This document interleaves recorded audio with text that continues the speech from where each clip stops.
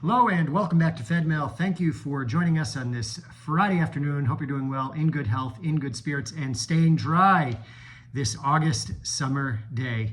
Also, of course, we're all awaiting landfall of Hurricane Debbie, which I think is expected here sometime in the next 24 hours. Forecasters are saying the rain shouldn't be too heavy, winds shouldn't be too heavy, but we're always concerned and watching for that. So everyone stay safe out there.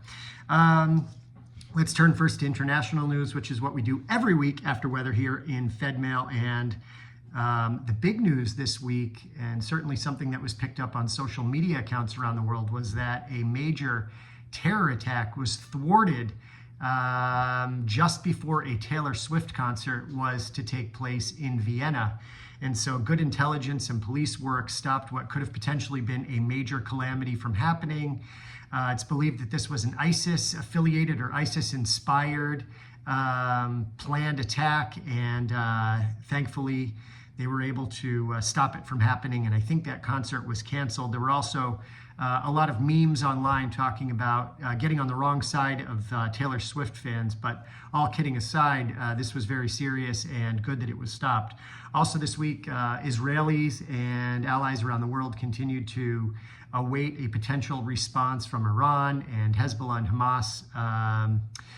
There had been a lot of saber rattling over the course of the last few days, and the United States stepped in and by strongly backing Israel, has hopefully deterred Iran from a major attack, but all of that is yet to be seen. But it also emphasizes the point that many of us have made over the last 10 months, and that is the stronger U.S. support for Israel is, the more there's a deterrent for future war and worse war.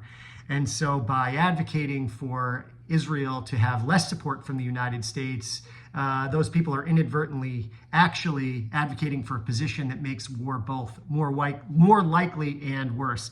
At least that's my personal opinion, and the opinion of those who are seeing how things are unfolding on the ground there. So hopefully by having the U.S. backing Israel in the region, whatever the response may be or may have been is somewhat mitigated. But yet to be seen, and we will continue to anxiously await and prepare for what may come. And I know that Israelis are probably on edge with that, but I also know, seeing photos from a few of our friends and family who are in Tel Aviv, the beach was full of people playing matkot and enjoying a day out in the sunny Tel Aviv Mediterranean weather over the course of the last few days. So as is typical of Israelis, despite the fact that this attack may be imminent and could be dangerous, they continue to go on with life.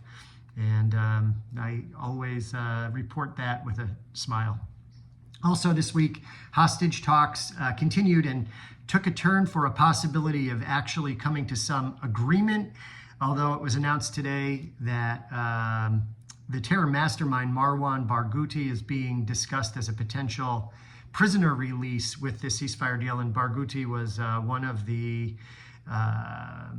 leaders of the second Intifada. So that may end up causing some delay in these negotiations, but it appears, based on the headlines and some of the opinions that we are seeing in media sources, that there may be a deal close at hand. I now want to turn to some things taking place in the community coming up over the next few days. First is a Yad and newcomer event on the 18th. Also on the 18th is the JCC's trip to Tanglewood. Coming up tonight, actually, at Temple Emmanuel Sinai, I believe that there is a summer lecture series, although I may have the date on that wrong because I have no, that is tonight, actually. Sorry for the delay, but folks, we film Fedmail live. Well, we don't film it live, but we do it in one take. So if I get it wrong, my apologies. So tonight is a summer series at Temple Emmanuel Sinai, and coming up this week is the Hadassah cell phone camera presentation, how to take better pictures with your cell phone camera, and that should be pretty cool, sponsored by Hadassah and put on by Rebecca Wiener.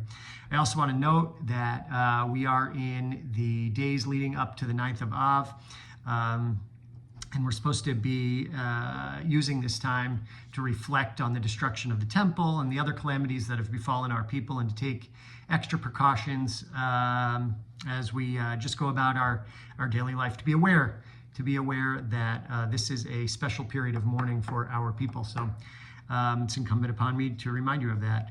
But with that, I want to say thank you for your continued support of our community, and I want to wish you a Shabbat Shalom. Thank you. Bye-bye.